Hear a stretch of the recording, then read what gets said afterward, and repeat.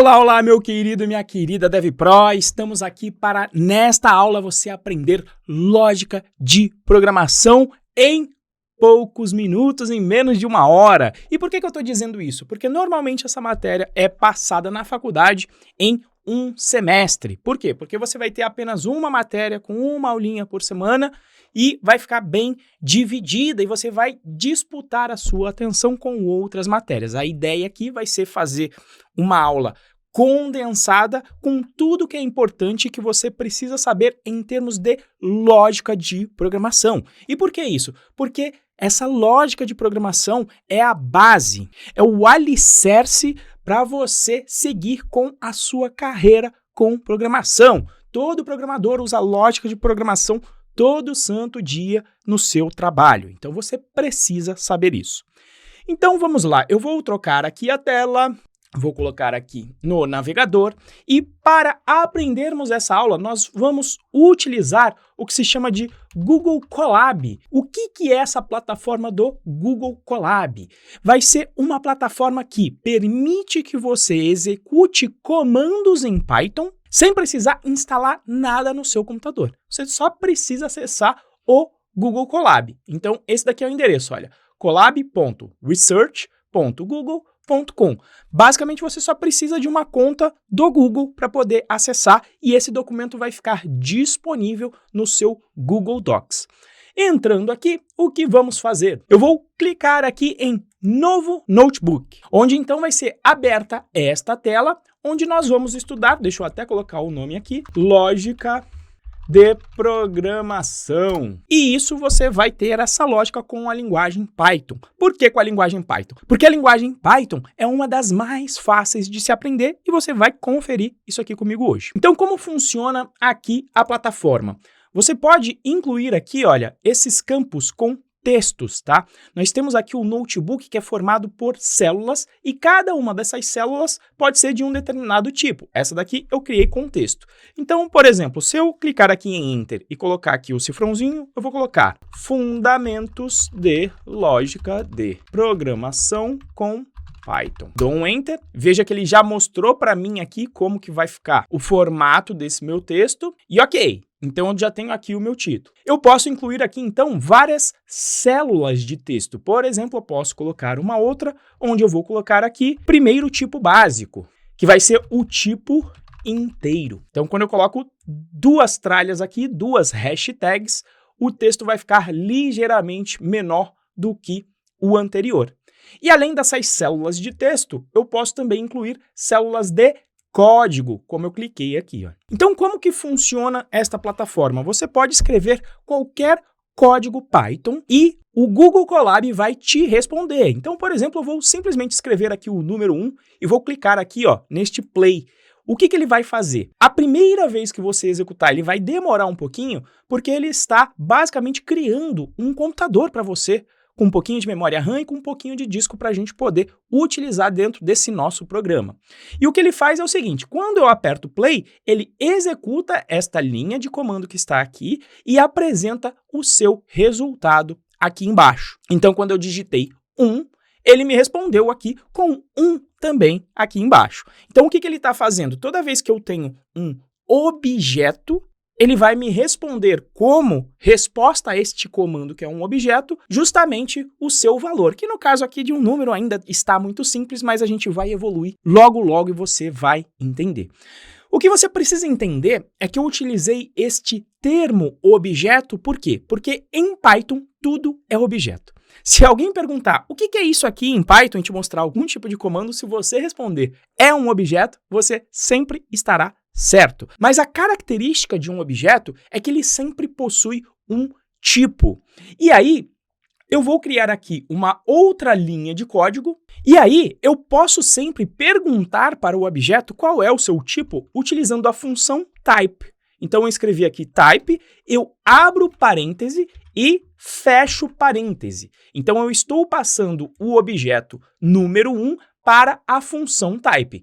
O que o Python vai fazer? O que o Google Colab vai fazer? Ele vai executar aqui esta função e vai apresentar o retorno para a gente dizendo qual que é o tipo desse 1, que é justamente o tipo int. ou seja, um número inteiro. E por que é importante saber o tipo? É importante você saber o tipo porque, dependendo do tipo do objeto que você cria, ele possui várias funções e operações. Então, por exemplo, uma forma de você entender o Python e começar a utilizá-lo é que você pode utilizar essa linha de comando como se uma calculadora fosse. Ou seja, a gente aprende já lá no ensino fundamental, nas aulas da tia Teteia, as operações dos números inteiros. Então, todas as operações que você já conhece com os números inteiros, você pode fazer com o Python, como, por exemplo, 1 mais 2, o que ele vai executar aqui? Ele vai avaliar esta expressão. Então, ele sabe que essa expressão de 1 mais 2 tem que me dar como resultado um outro objeto, que é justamente um objeto do tipo inteiro, e neste caso aqui, sendo um número 3. E todas as operações que você conhece, ele consegue fazer. Então, por exemplo, 5 menos 3, ele vai te dar a resposta aqui, olha. 5 menos 3, 2. Você consegue também fazer a multiplicação. Então, por exemplo, 6 vezes 7, e aqui o vezes você vai fazer com asterisco. Então, executando, ele vai me dar o resultado 42. Uma outra operação que é muito comum também é quando você quer calcular o resto de uma divisão, o resto inteiro, né? Então, se a gente dividir 43 por 6, vai dar como resto o número 1. Por quê? Porque 6 vezes 7 dá 42 e fica ainda faltando 1 para a gente chegar no 43. Então, a operação de resto é uma operação que é muito importante também nos programas que você for utilizar. Além disso, temos também a divisão. Então, se nós dividirmos aqui o 43 por 6, a gente vai obter um resultado que é justamente o número 7,16. Então, esse número aqui, que já não é mais um número inteiro. E essa já é uma diferença do Python. Em outras linguagens, quando você faz a divisão de um número inteiro por outro número inteiro, normalmente você obtém o que se diz o resultado da divisão inteira. E isso é diferente aqui no Python, tá? Se você quiser a divisão inteira, você vai ter que utilizar o barra barra. Então, barra barra 2 vezes, eu dou um play e vejo o que ele me mostra. Agora sim, a divisão inteira. Então, juntando a divisão inteira mais o resto, você tem aquela operação que a gente fazia também no ensino fundamental. Então, 6 vezes 7, 42, mais o resto aqui de 1, seria a forma com que você expressaria a divisão em termos de números inteiros no ensino fundamental. Mas ainda assim, eu vou deixar também aqui embaixo, nessa última célula, para você se lembrar sempre que a divisão em Python de números inteiros vai dar um número que é diferente aqui, que tem um ponto. Além desse tipo de operação, o Python também permite que você faça um número elevado a outro, ou seja, a exponenciação. Para eu utilizar essa operação, você vai utilizar o asterisco 2 vezes. Por exemplo, 2 elevado ao cubo vai dar justamente o número 8. 2 vezes 2, 4. 4 vezes 2, 8. E aqui tem um pequeno grande detalhe. A linguagem Python é uma linguagem de alto nível.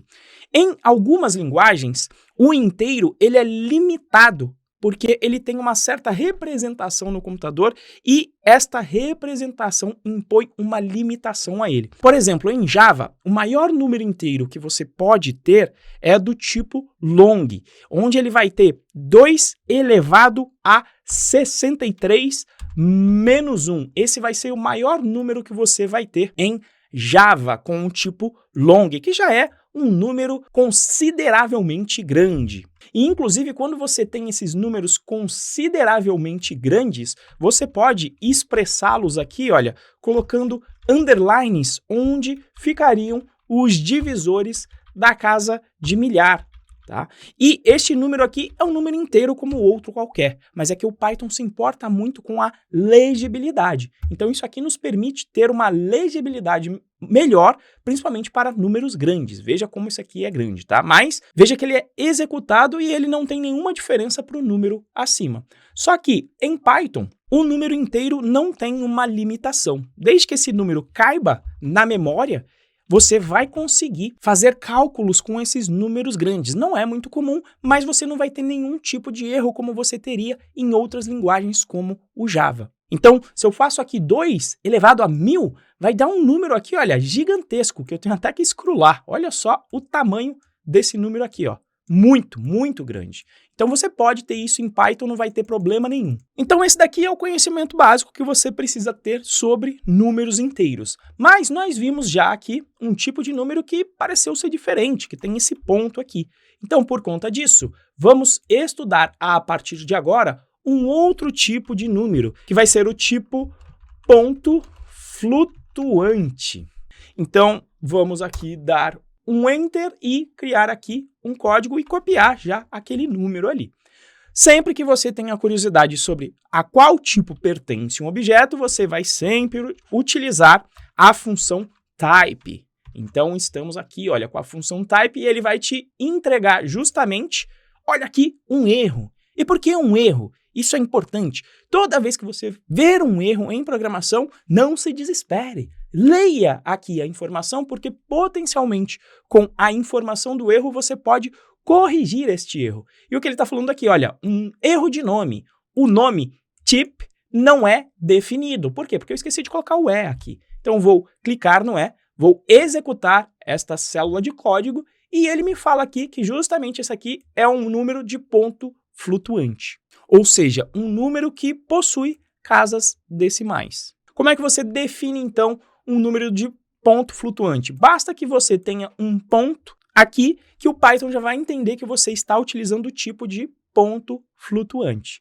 O ponto flutuante possui todas as operações que o número inteiro também possui. Então você pode fazer 7.5, inclusive misturar com o número inteiro. Por exemplo, mais 5, você também vai ter a diferença entre números de ponto flutuante. Você vai ter também a multiplicação entre pontos flutuantes e você vai ter também a exponenciação de pontos flutuantes. Opa, deixa eu utilizar o ponto, porque vírgula aqui não é. Então, 2.1 elevado ao quadrado, e você vai ter também, normalmente, a divisão entre números de ponto flutuante também. Então, se eu executar aqui essa turminha toda, veja que ele coloca aqui para mim todos os resultados, né? 7.5 mais 5, 12.5. 5.5 menos 7, 1.5. 7.2 vezes 2, 14,4. 2.1 elevado ao quadrado, 4.41. 7.3 dividido por 2, 3.65. Então, nós temos aqui uma grande calculadora no Python com os números do tipo inteiro e do tipo ponto flutuante. E também já sabemos que nós conseguimos ter expressões matemáticas que o Python consegue resolver para a gente. Então, a partir desse momento, você já conhece os números em Python e entende que nós podemos utilizar expressões. Mas isso aqui você tem praticamente com aquela calculadora Xing Ling que você usa aí no seu dia a dia para fazer conta. Vamos evoluir um pouquinho mais o nosso conhecimento sobre programação, estudando as chamadas variáveis, tá? Então, o que são variáveis? Variáveis, como nós já estudávamos também lá no nosso ensino fundamental, são letras que poderiam ter os seus valores com números, ou inclusive outros valores aqui também. Mas normalmente nós dávamos um nome para essas variáveis. Então, por exemplo, eu poderia aqui criar uma variável que eu vou chamar de π, com um valor, 3.1415, por exemplo. Então, a partir deste momento que eu tenho a variável π, eu posso perguntar aqui qual é o valor de π aqui embaixo, e quando eu sempre pergunto o nome da minha variável, o Python vai saber responder. Então, como eu coloquei aqui o valor 3.1415 e perguntei o valor de π aqui embaixo, ele me respondeu. E eu posso também utilizar o π para fazer conta, como, por exemplo, eu posso criar uma outra variável aqui chamada de raio, onde eu vou colocar aqui um raio de tamanho 2. E aí eu poderia aqui, então, calcular a área do círculo, que é o quê? Π vezes o raio, e eu vou elevar o raio ao quadrado, que é a fórmula para eu poder calcular a área de um círculo. E aí eu tenho aqui o valor. Então, as variáveis são importantíssimas para eu poder, então, utilizar e armazenar certos valores em memória. E uma variável tem esse nome por quê? Porque o seu valor pode variar. Por exemplo, aqui o raio começou com o valor de 2, mas nada impede de eu alterar o valor desse raio aqui embaixo e, por exemplo, colocar o valor de 1 e novamente perguntar qual é a área do círculo com este novo raio aqui definido. Quando eu faço isso, o que o Python vai ter que fazer? Ele vai ter que saber qual é o valor de π, e foi definido nesta célula aqui em cima, então 3.1415, e ele pega o valor do raio, no caso aqui, o último que foi definido. Nesse caso aqui, o raio igual a 1.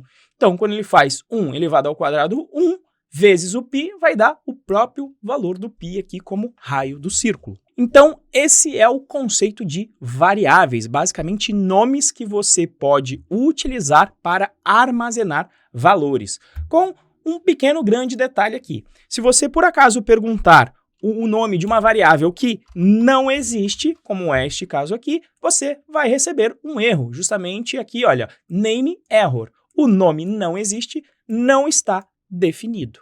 E como eu disse antes, nunca se desespere. Leia a mensagem de erro, que normalmente ela vai te indicar a direção para corrigir qualquer tipo de problema. Um outro tipo que é muito importante é o tipo chamado cadeia de caracteres, tá? Cadeia de caracteres. Ou, normalmente, a gente não traduz, normalmente nós utilizamos também o termo string, que é como a cadeia de caracteres se chama em inglês. O que é uma cadeia de caracteres? Basicamente, uma sequência de letras. E o Python consegue identificar uma sequência de letras que você pode imprimir aí na tela. Então, por exemplo, print Olá Mundo. Olá Mundo é um programa muito famoso, normalmente é o primeiro programa que você costuma fazer em várias linguagens de programação.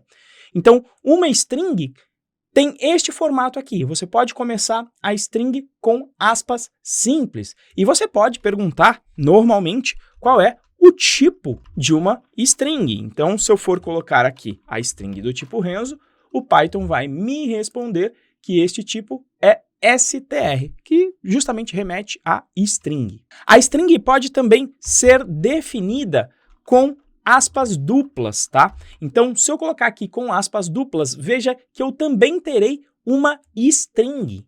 Apesar da declaração diferente, se trata do mesmo tipo de objeto. E você também pode definir uma string com 3 aspas duplas ou 3 aspas simples também. Tudo isso daqui vai ser do tipo string, né? E aí você se pergunta, Renzo, mas por que tem tantas formas de se definir aí a string? E todas elas funcionam da mesma maneira. Essas formas diferentes existem para resolver alguns tipos de problema. Então, suponha que você está criando uma variável chamada nome e que eu posso aqui atribuir o Renzo. Se eu perguntar qual é o valor que está aqui neste nome, o Python vai me responder aqui com string Renzo aqui, com aspas simples. Só que, de repente, pode ser que, por exemplo, você está escrevendo em inglês. E aí, você vai querer utilizar o caractere aqui dessa aspas simples dentro da minha string. Eu queria colocar assim, ó, Renzo's name, aqui, que seria o nome do Renzo. Então, quando eu faço isso, o Python vai me dar um erro, por quê? Porque ele fala, olha, essa aspas simples que está aqui no meio, eu achei que era para finalizar a string Renzo. Então aí a gente tem um problema, porque a aspas simples pode ser um caractere que a gente quer utilizar ou o fim da string. Então como que a gente resolve esse problema? Nesse caso que a gente quer utilizar a string simples como caractere, então eu vou utilizar aqui a string dupla, para poder então ter justamente a minha string aqui, com o caractere de aspas simples aqui no meio. Mas, Renzo, e se eu quiser utilizar a aspas aqui no meio, né? Se eu quiser colocar, de repente, aqui uma aspas como sendo um caractere também, aí eu volto a ter o problema. Então, o que nós poderíamos fazer aqui? Colocar justamente as aspas triplas. E aí, o Python vai entender que tudo que está aqui dentro, entre aspas triplas, são caracteres, tanto a aspas simples quanto as aspas duplas. E tem mais um porém também com essas aspas triplas aqui. O que acontece? Algumas vezes você quer criar uma string e você quer pular linha.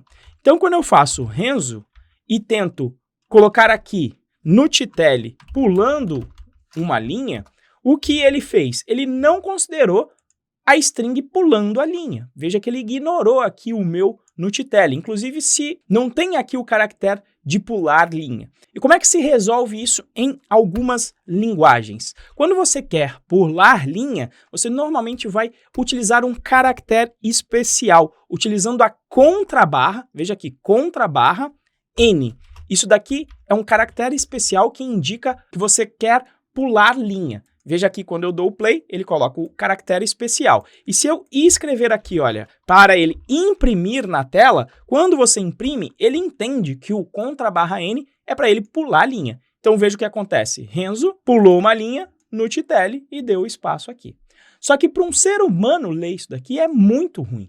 É muito ruim você ficar tendo que fazer a substituição mental e entender que isso aqui está pulando linha. Então, para você conseguir pular linha aqui dentro do Python, você pode utilizar as aspas triplas. E aí, eu tiro esse contrabarra N e realmente pulo uma linha. Então, desta forma, o Python entende que eu comecei essa string na linha de cima e que eu vou finalizar na linha de baixo, até onde terminam as minhas aspas triplas aqui. Quando eu aperto play, veja que eu tenho exatamente o mesmo resultado, com a diferença que isso daqui fica muito mais legível para um programador ler e entender que é uma string onde você está pulando linha. Então, esse já é o terceiro tipo que você conhece e vamos para um quarto tipo fundamental de qualquer linguagem de programação, que são os chamados tipos booleanos, tá? Então, o que são esses tipos booleanos, Renzo? São tipos utilizados na álgebra booleana. Mas, Renzo, vamos estudar álgebra. Eu tenho horror de álgebra da minha época de escola, então fique tranquilo que essa álgebra aqui vai ser muito mais tranquilo do que você estudou na sua escola. Então, é o seguinte. Para a álgebra booleana, existem basicamente duas constantes, que é a verdadeiro, do inglês true, e o valor false, traduzindo para o português, falso. Então, esses são os dois tipos fundamentais utilizados na álgebra booleana. Então, esses dois tipos aqui fundamentais, tá? Eles possuem, você pode, como qualquer outro objeto, perguntar quais são os seus tipos. E quando você perguntar o tipo de um booleano, ele vai te responder justamente um bool. Olha aqui os dois últimos valores, bool, ou seja, tipo booleano. E o que é importante desse tipo booleano? Você precisa conhecer 3 operações fundamentais da chamada álgebra booleana. Vamos a essas operações aqui. A primeira operação que você precisa conhecer é uma operação que se diz de operação unária. Por quê? Porque ela atua em apenas um elemento. Então, se você disser que algo não é verdadeiro, ele é falso. Se você disser que algo não é falso, ele vai retornar o valor verdadeiro. Então, essa é a primeira operação fundamental que você precisa conhecer dos tipos booleanos. A segunda operação fundamental que você precisa conhecer dos tipos booleanos é o chamado e-lógico. Como é que funciona o e-lógico? O e-lógico só vai responder como verdadeiro em uma expressão e, nesse caso aqui, é uma operação binária. Por quê? Porque vai utilizar sempre 2 operandos, mas essa expressão só vai ser avaliada para verdadeiro se ambos valores forem verdadeiros. Se você tiver qualquer um dos valores da expressão como sendo falso, como aqui nesse segundo caso, olha, o segundo elemento é falso, logo a expressão vai ser avaliada para falso. Tá? Da mesma forma, se apenas o primeiro valor for falso, você terá o resultado como falso também. E, para finalizar, se você tiver o operador do e lógico com 2 valores falsos, ele também vai responder falso. Ou seja, esta expressão só é verdadeira se ambos operadores forem verdadeiros. E a última operação que você precisa conhecer desses operadores booleanos é o chamado OU lógico. No OU lógico, ele é diferente. Você vai utilizar aqui, inclusive, a palavra aqui do inglês, né? O OR, né? O OU, traduzindo do inglês. Diferente daqui, onde utilizamos o AND, o E do inglês. Então, se eu substituir aqui todas as operações para OU, como é que esta operação funciona? O OU, ele vai ser verdadeiro se qualquer um dos 2 operandos forem verdadeiros. Nessa expressão aqui, ambos operandos são verdadeiros, logo o resultado é verdadeiro. Nesse aqui, o primeiro é verdadeiro, logo o resultado é verdadeiro. Nesta operação aqui, o segundo é verdadeiro, logo a expressão fica avaliada como verdadeira. E por último, como os 2 operandos são falsos, finalmente o OU lógico retorna falso. Renzo, mas para que eu vou utilizar essas operações? Várias operações em programação você vai querer avaliar para verdadeiro ou falso. Vou te dar aqui um exemplo de operador. O 5, ele é menor que o 6? Então, sim, é uma expressão que tem que retornar verdadeira. Então, existem os operadores de comparação matemática que você pode utilizar no seu programa. Então, aqui, o 5, ele é maior ou igual a 6. Você pode utilizar aqui esse operador e aí ele vai te responder falso. Você pode fazer também as perguntas sobre igualdade, como 5 é igual a 4? E aí ele vai responder, obviamente, que falso, o valor de falso, não é igual. Só daria verdadeiro se você perguntasse se 5 é igual a 5. E você tem também o operador de diferente, ou seja, 5 é diferente de 4. Isso vai retornar verdadeiro, por quê? Porque 5 é diferente de 4. E se eu perguntasse aqui se 5 é diferente de 5, ele vai responder falso, porque 5 é igual a 5.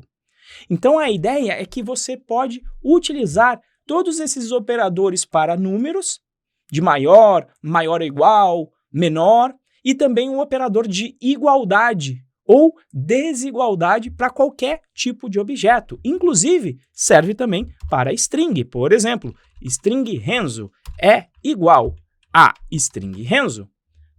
O que isso aqui vai me responder? Verdadeiro, tá?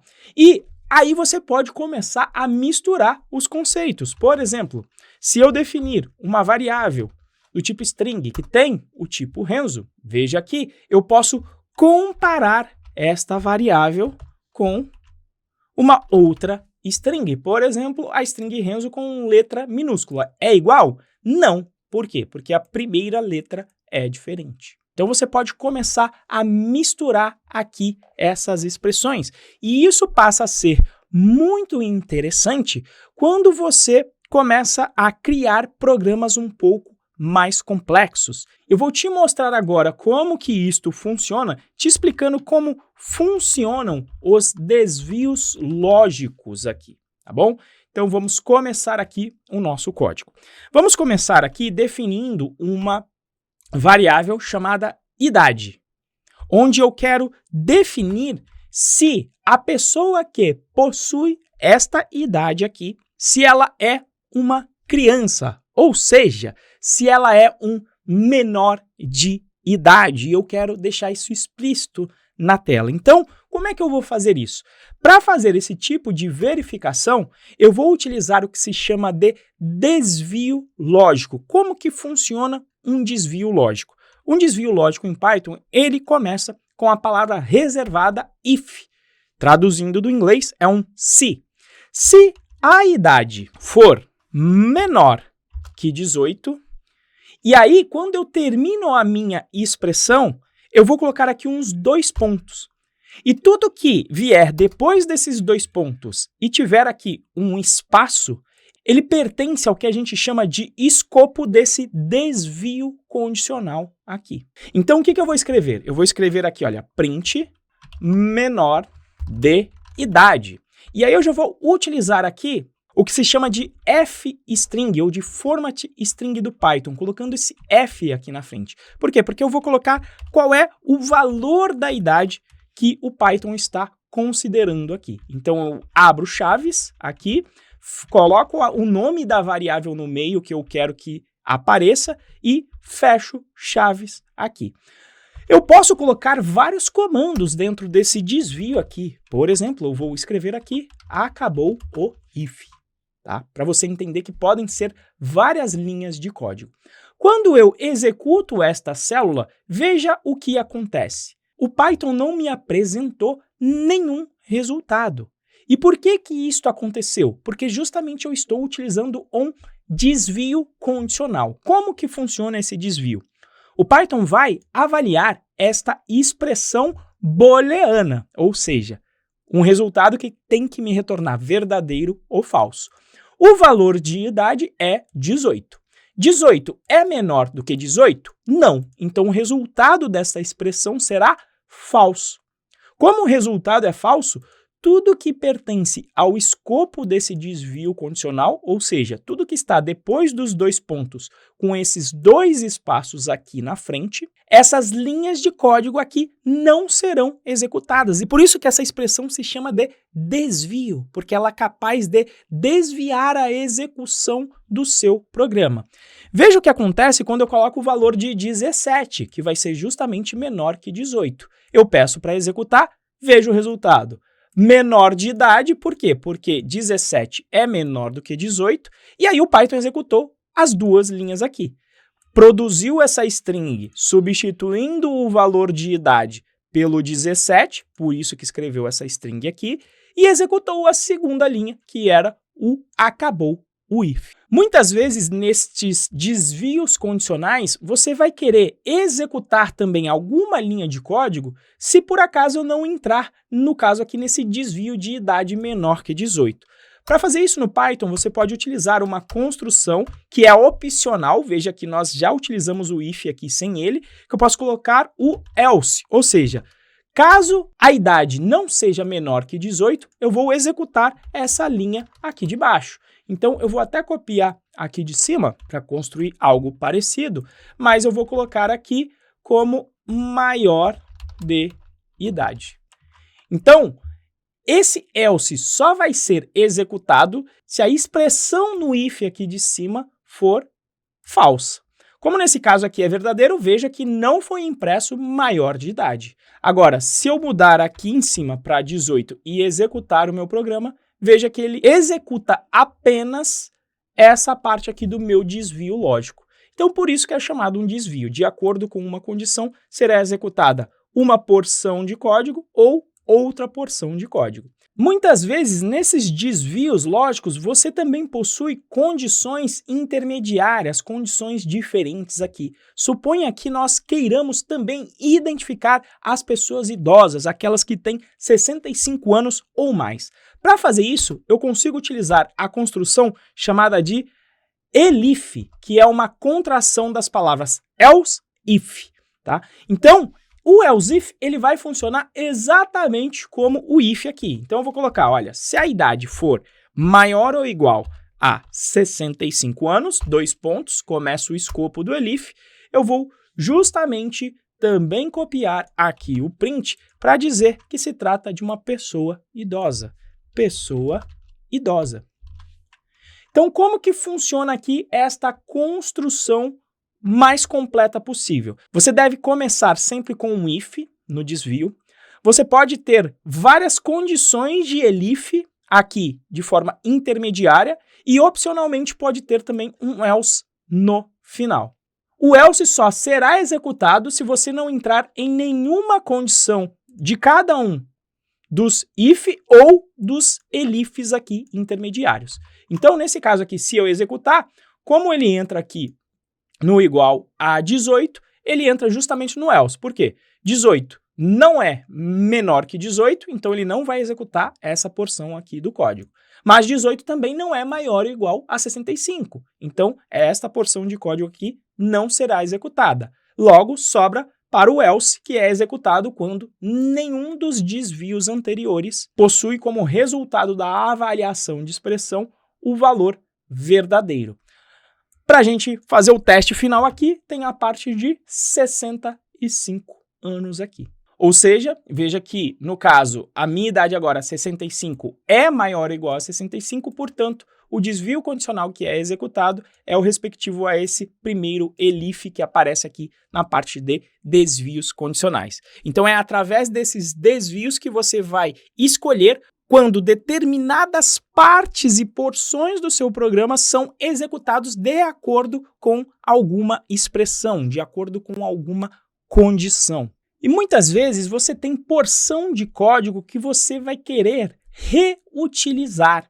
Então, para você poder reutilizar código na parte de programação procedural, você tem uma construção que se chama de funções. Você pode criar funções. Na realidade, nós já utilizamos um tipo de função que foi a função type, mas é uma função que o Python já proveu para a gente. Mas você também pode criar as suas próprias funções. Por exemplo, nós poderíamos reutilizar aqui toda essa lógica de identificação que nós criamos aqui nos desvios lógicos e encapsular isso dentro de uma função. Como que você faz isso no Python? Primeiro de tudo, você vai começar com a palavra reservada def, de definição de uma função. Depois você vai dar um nome para a sua função, como, por exemplo, classificar. Depois você abre parênteses e diz quais são os parâmetros dos quais essa função depende, e podem ser vários. Por exemplo, eu podia ter aqui o idade e ter também um nome. Então, eu dependeria de 2 parâmetros aqui. E, terminada a definição da função, você pode aplicar aqui os 2 pontos e tudo que estiver com espaçamento aqui pertence ao escopo desta função. Ou seja, é um código que será executado apenas quando você executar esta função aqui. Ou seja, eu vou ter aqui este meu if, deixa eu dar aqui uns espaçozinhos, tá? Então, todas essas linhas de códigos que estão aqui dentro espaçadas, elas pertencem ao chamado corpo da função classificar. Aqui, a gente vai alterar ligeiramente a nossa lógica de classificação. Então, simplesmente, eu vou colocar aqui um return, porque normalmente uma função ela pode retornar valores. E no caso aqui, essa nossa função vai retornar sempre uma string, onde eu vou colocar sempre aqui o nome da pessoa, e aí eu vou escrever aqui, é menor de idade e seguido aqui da idade. Se ele entrar na parte de 65, nós vamos dizer que esta pessoa é um idoso, ou A também, se for uma mulher. E, para finalizar, nós vamos colocar aqui que é maior de idade.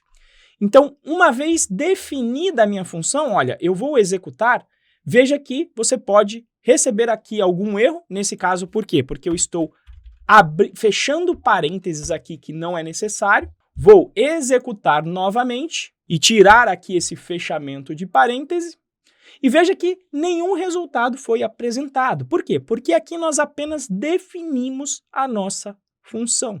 Uma vez definida a função, você pode reutilizar todo o código do corpo da função executando essa função. Por exemplo, colocando aqui idade 38, nome Renzo, e quando eu executo, o que vai acontecer é o corpo da função é executado com os valores de idade igual a 38, porque é o primeiro parâmetro que eu passei aqui em cima, e a string Renzo aqui como nome, e é produzido então o resultado. Como é 38, ele vai entrar justamente aqui no caso, Renzo é maior de idade. Então ele retorna este resultado depois da execução da minha função.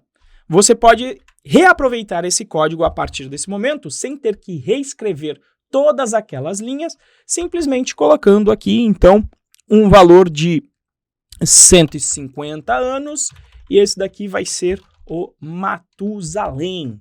Então, se eu executo aqui agora, eu tenho justamente, olha, a primeira execução da minha função com 38 Renzo e a segunda execução com o Matusalém sendo idoso por causa do parâmetro passado, que foi o 150 anos. Então, esse daqui é o conhecimento já mínimo e importante que você precisa saber sobre lógica de programação. Você já sabe criar funções, já sabe criar variáveis, desvios condicionais e as operações com esses tipos. Mas existem também os tipos que permitem com que você trabalhe com múltiplos objetos de uma só vez. E nós vamos ver isso aqui agora, estudando a parte de sequências dentro aqui do Python, tá? Então, são várias sequências que nós vamos utilizar. Então, o que são as sequências? As sequências são objetos que permitem a criação de múltiplos objetos de uma só vez. Então, eu vou criar aqui uma variável que eu vou chamar de lista, e eu vou criar da maneira mais simples possível, que é abrindo colchete e fechando colchete. Logo aqui embaixo, eu vou perguntar qual é o tipo desta minha variável lista. Veja aqui o que ele me apresenta, é do tipo list, ou seja, lista do inglês. E o que eu posso fazer com a minha lista? Eu posso colocar todo tipo de objeto dentro de uma lista. Por exemplo, nós já conhecemos o inteiro, então eu posso ter uma lista com apenas um elemento. Eu posso ter um ponto flutuante, que nós também já vimos. Então eu posso misturar tipos dentro da lista. Eu posso ter um booleano dentro da minha lista também, que foi o outro tipo que a gente aprendeu. E eu posso ter dentro de uma lista, inclusive, uma outra lista também, não tem problema nenhum. Olha lá, uma lista dentro de uma outra lista. Dentro dessas sequências, você pode acessar qualquer um dos seus elementos, tá? Então, eu vou escrever aqui acesso a elementos. Vamos criar aqui uma linha de código para a gente entender como funciona. Então, nós temos aqui a nossa lista que foi definida lá em cima com esses 4 elementos. Se eu quero acessar o primeiro elemento, eu vou utilizar o seu índice, ou seja, qual é a posição desse elemento. Com um pequeno grande detalhe, em Python, a posição começa em 0 e não em 1. Então, quando eu peço o primeiro elemento, justamente ele vai procurar aqui quem está na posição 0 da lista e vai retornar para mim. Da mesma maneira, se eu quiser retornar o segundo elemento, basta que eu chame lista e abra colchete e passe o número 1. Então, eu consigo assim chamar vários dos meus elementos. Se você chamar um elemento que não possua uma posição aqui na lista, como, por exemplo, o elemento de número 4, você vai levar um error, um index error, ou seja, erro de índice. O que ele está te falando? Olha, não existe elemento na posição 4. E faz sentido, olha, posição 0, 1, 2, 3. Não existe elemento na posição 4. Então, se você errar os índices, você vai levar este erro aqui, index error. Uma outra funcionalidade que o Python te dá é te informar quantos são os elementos que existem em uma lista. Para fazer isso, você vai utilizar a função len, que remete a length, tamanho do inglês. Então, quando eu pergunto qual é o tamanho da minha lista, o Python me responde: você possui 4 elementos. Ou seja, você pode utilizar esta informação para conseguir pegar, por exemplo, o último elemento. E como é que você faria isso? Basicamente fazendo lista, vou acessar um elemento, vou perguntar quem é o tamanho da minha lista, que vai me responder 4, só que como o índice começa em 0, se eu quero pegar o último elemento, eu vou colocar aqui assim, ó, o menos 1. E aí eu consigo pegar o último elemento, que era justamente aquela minha lista vazia. E se eu quisesse pegar o penúltimo, basta que eu tirasse aqui o número 2, do tamanho da minha lista. Só que o Python, ele te dá uma maneira mais legível de fazer isso aqui, porque ficar escrevendo toda hora qual é o tamanho da lista para conseguir pegar o último, o penúltimo, o antepenúltimo, fica muito complicado de ler esse tipo de código. Então, se você omitir aqui o len e deixar um índice negativo, ele vai fazer a busca ao contrário, tá?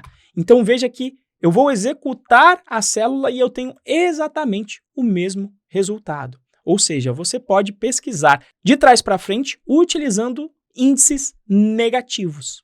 Além do acesso, você consegue também em Python obter o chamado fatiamento das suas sequências. Como é que funciona o fatiamento? Vamos ver aqui a lista inicialmente, como que ela está formada, e nós temos 4 elementos. Se eu quisesse pegar, então, aqui nesse código, somente os 2 primeiros elementos, eu faria o seguinte, olha, abre colchete, diz onde você quer começar a produzir a sua fatia, que no caso é o 0, depois você coloca 2 pontos, dizendo até onde você quer produzir a sua fatia. Nesse caso aqui eu vou colocar 3 e veja o resultado. Basicamente, ele me retornou os elementos que estão na posição 0, 1, 2, mas não retornou o elemento que está na posição 3. Ou seja, como que funciona aqui o fatiamento? Ele sempre vai ser um intervalo fechado no seu início, ou seja, ele vai partir do 0 e vai incluir o elemento que está na posição 0, mas vai ser aberto no final, ou seja, não vai incluir o elemento que está na posição 2. Você pode, obviamente, começar de um elemento aqui como na posição 1, indo até o 3, para eu pegar justamente aqui, ó, elemento na posição 4.5, na posição 2, o true, e não vai pegar o 3, por quê? Porque é aberto no final. Então, eu peguei os 2 elementos do meio. Quando você quer pegar os elementos do início, você pode, como eu mostrei, começar do 0. E aí você vai conseguir pegar os elementos do início. Uma outra forma de você pegar os elementos a partir do seu início é omitir o primeiro índice. Se eu omito aqui este primeiro índice, veja que eu vou ter absolutamente o mesmo resultado que se eu colocasse 0. Se eu quisesse pegar, no caso aqui, algo diferente, pegar os 2 últimos elementos, uma opção seria fazer o quê? Pego a minha lista, coloco aqui onde eu quero começar, ou seja, o elemento no índice 2, 2 pontos, e posso ir até o tamanho da minha lista. Colocando o tamanho no final, como o intervalo é aberto, ele vai pegar os elementos 2 e 3, porque o len de lista vai me retornar 4 elementos. Se eu executo este código aqui, veja que o resultado será justamente os 2 últimos elementos da minha lista. Só que, quando você quer pegar os últimos elementos da lista, assim como no caso do primeiro, se eu não colocar nada, ele vai até o final da lista. Ou seja, uma maneira simples de você fazer a cópia de uma lista é simplesmente colocar lista 2 pontos. O que eu estou fazendo aqui? Quero pegar uma fatia que começa no seu início e termina em seu final. Ele vai retornar aqui exatamente uma cópia da lista original. Para finalizar a parte de fatiamento e também te dar uma dica, eu vou criar aqui uma lista de números utilizando a função range. A função range é bem bacana porque eu posso criar aqui uma lista começando em 1 e indo até 10. Veja aqui o resultado. Tá? Então eu coloco o elemento numérico de onde eu quero começar, 1 no caso, e indo até 10. Por quê? Porque da mesma forma que o fatiamento, o intervalo é fechado no início, então ele vai incluir o 1, e aberto no final. Significa que ele vai só até o 10, não vai incluir o 11. Então, eu posso aqui criar um slicing dos meus números, assim como nós já fizemos, por exemplo, começando do 1 e indo até o 7º elemento. Olha lá, beleza? Ele foi aqui índice 1 até o elemento com índice 7, que é justamente o nosso 7 aqui. Agora eu posso pedir para ele fazer isso, mas pular de 2 em 2. Quando eu coloco aqui os 2 pontos e mais um valor, eu determino que ele vai começar no elemento de índice 2, mas ele vai pular de 2 em 2. Então ele vai pegar o 2, mas vai pular o 3. Vai pegar o 4, mas vai pular o 5. Vai pegar o 6, mas vai pular o 7. E aí ele termina porque o próximo índice seria maior que o índice de valor 7. Então, eu consegui produzir uma fatia pulando de 2 em 2. E, inclusive, o próprio range, a função range que eu mostrei ali em cima, ela respeita também essa lógica. Por exemplo, eu quero gerar os números de 1 até o 31 e simplesmente pegar os ímpares. O que eu posso fazer? Posso passar um segundo parâmetro dizendo qual é o passo. E quando eu executo isso aqui, eu tenho justamente os números ímpares de 1 até 31. Um pequeno grande detalhe é que tudo que você aprendeu para a lista, ela vale para qualquer tipo de sequência. Então, por exemplo, nós temos aqui a variável que eu vou criar, que vai ser uma string. E a string é uma sequência, só que é uma sequência de letras. Isso significa que você consegue acessar os elementos exatamente como você acessa os elementos de uma lista. Ou seja, o primeiro elemento de uma string, que é formada aqui por Renzo Nutitelli, é justamente a letra R em maiúsculo. E você pode fazer lá todo o fatiamento também. Por exemplo, pegar do seu início e ir apenas até o índice 6. Ele vai gerar uma nova string indo até o índice 6, ou seja, daqui para frente. Então, tudo que você aprendeu sobre lista vale também para uma string. Para essa parte de lista, você também consegue manipular elementos dessa sequência. Então, adição e remoção de elementos, tá? Você consegue adicionar e remover elementos de uma lista. Como que a gente vai fazer isso? Eu vou te mostrar aqui duas funções importantes para você descobrir os elementos presentes em um objeto. Então, nós temos lá a nossa lista de números que nós já definimos ali anteriormente. Essa lista de números, ela possui algumas operações que você pode investigar utilizando a função dir e passando um objeto como parâmetro. Veja que o retorno do dir justamente é uma lista com várias strings aqui. E veja que, ao final, existe aqui uma string append, extend e pop, que justamente são as operações que a lista oferece para a gente. Como é que eu sei o que faz esta operação pop aqui? Para eu acessar essa operação pop, eu vou fazer o seguinte, olha, números, o meu objeto, ponto pop. Então, leia como se fosse ao contrário aqui. É uma operação pop do objeto números, tá? E eu consigo acessar, veja que ele me responde que é uma função pop. Para eu saber o que essa função pop faz, eu posso utilizar a função help, que vai me dizer o que faz esta função pop. É uma documentação. Em inglês, mais uma documentação.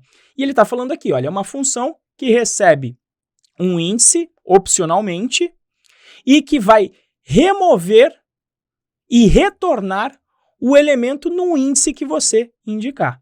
Se você passar um índice que não existe, ele vai levantar um erro do tipo index error. Então, uma vez que a gente sabe o que faz o pop, vamos observar novamente a nossa lista de números.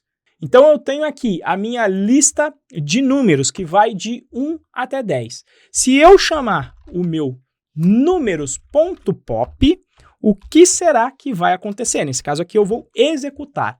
Veja o que vai acontecer. Ele me retornou o último elemento, que é o 10, mas mais do que retornar, ele removeu esse elemento da minha lista original. Veja que agora ela vai de 1 até 9. Assim como existe o pop, nós temos também o contrário do pop, que é o append, que vai inserir elementos ao final. Eu vou reinserir o 10 no final da lista números lá em cima. Nesse caso, nada será retornado, mas quando eu investigo o valor que está presente aqui em números, veja que foi retornado o valor de 10. Ou seja, o append, ele coloca o elemento, o objeto, aqui ao final da lista.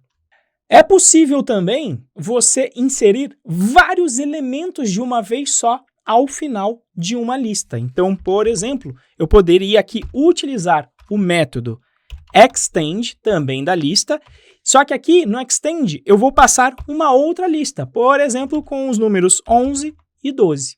Então, um extend ele serve para juntar uma lista com a outra. Quando eu faço isso aqui, veja que agora a nossa lista números possui justamente aqui os elementos de 11 e 12 que ele concatenou ao final aqui da lista. E a concatenação de listas também pode ser feita utilizando a operação de soma. Então, eu posso colocar aqui lista 1 mais 3 mais a lista 2 e 4, vai gerar como resultado uma nova lista, que é a concatenação dessas duas listas aqui. Ou seja, os dois primeiros elementos da primeira lista estão aqui e os dois primeiros elementos da última lista estão aqui nesta posição.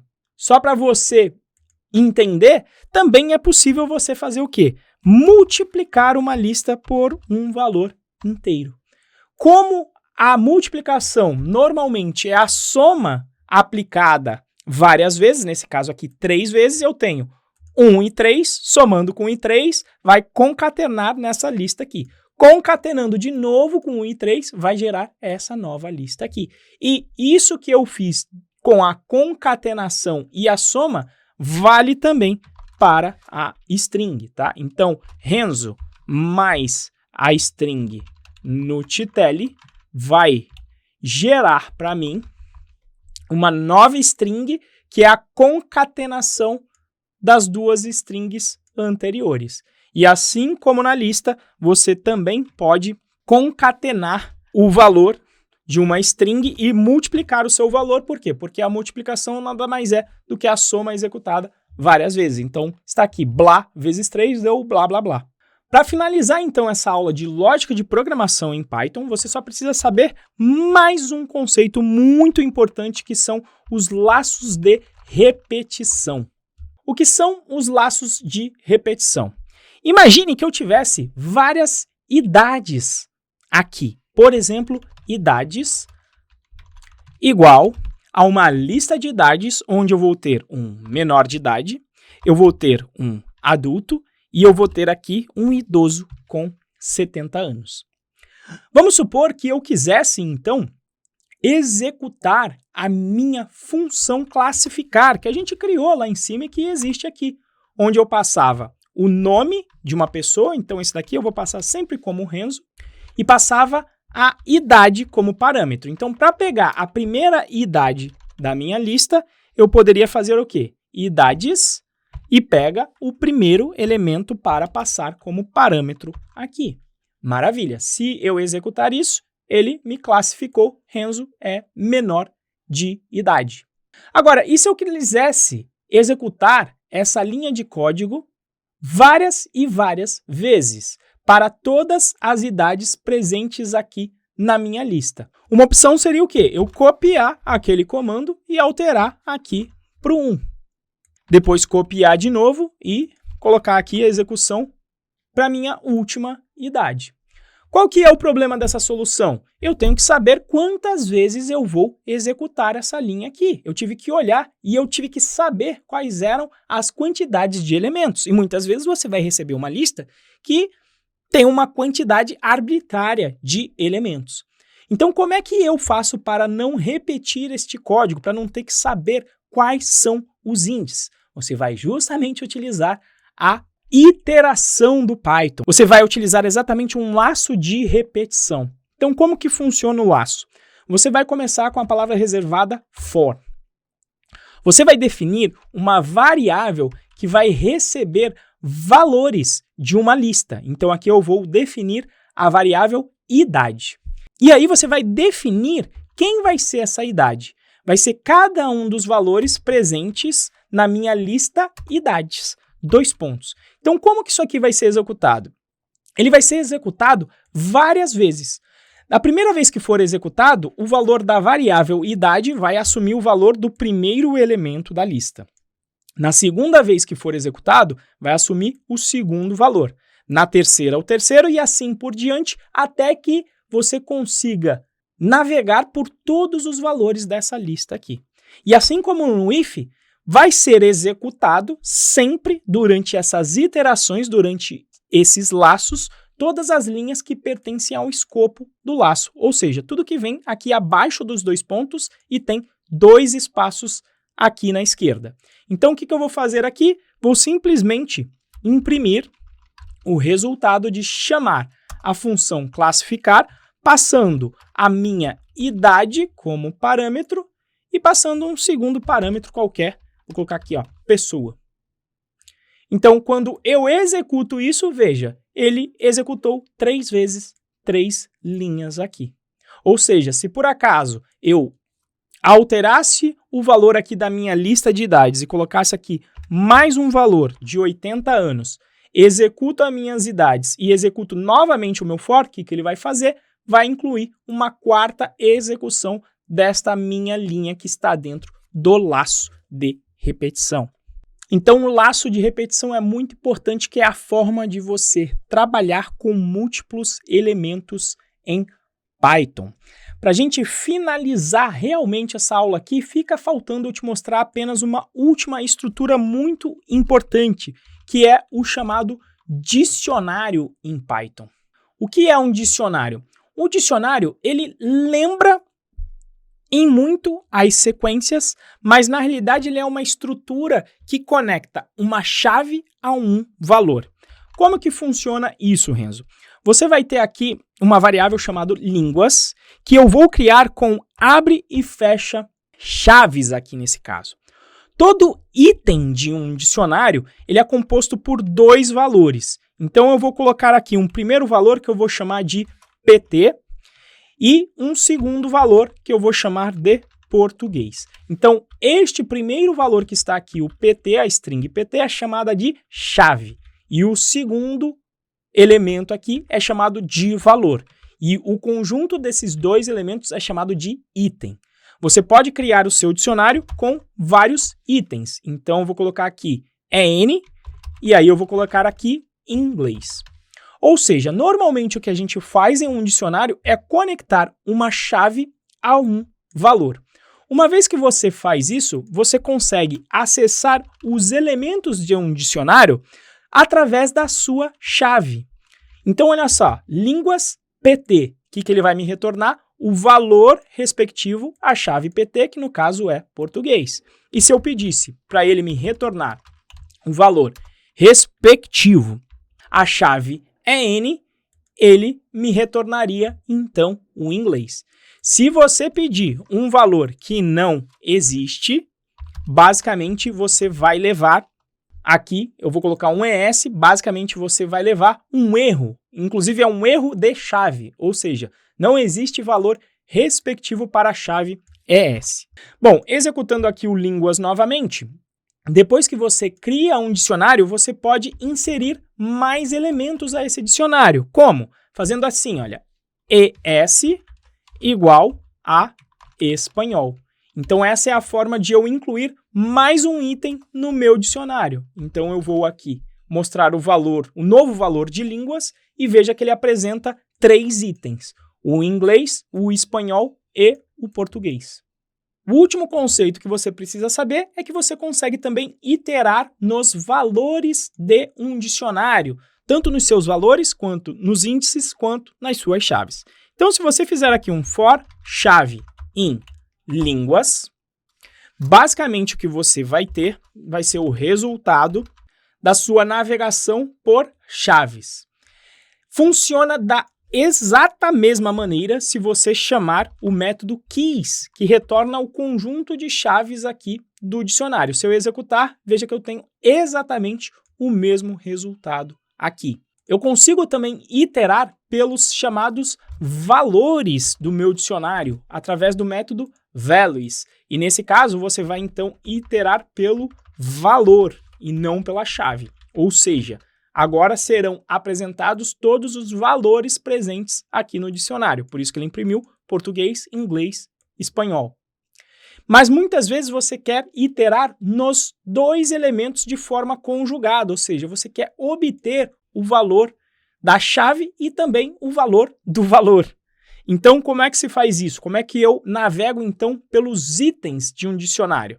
Vai ser assim, olha, for chave, vírgula, valor, em línguas, e aí é importante você utilizar o termo correto, que é o quê? Eu chamei eles de itens. Então eu vou declarar aqui items.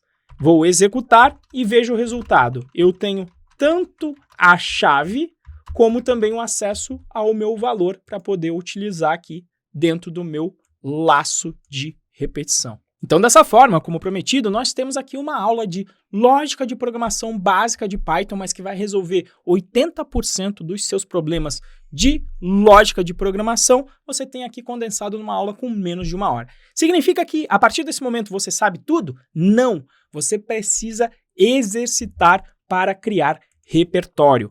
E para isso, eu indico que você faça os exercícios da lista da Python Brasil. Existe aqui uma lista de exercícios muito básicos, mas que é necessário que você coloque a mão na massa, porque não adianta só você olhar essa aula aqui. Vendo, você entende tudo. É na hora que você vai colocar a mão na massa que realmente o conhecimento vai ser condensado aí no seu cérebro. Então, por favor, utilize aqui essa lista de exercícios que eu vou colocar o link abaixo da descrição aqui desse vídeo para você poder resolver aqui, ó. Veja, ó, estrutura sequencial, estrutura de decisão, e existem aqui vários exercícios para você resolver. Então, muito obrigado aí pela sua atenção, espero que você tenha curtido e que você possa utilizar esse conhecimento para dar o primeiro passo rumo à sua primeira vaga com programação.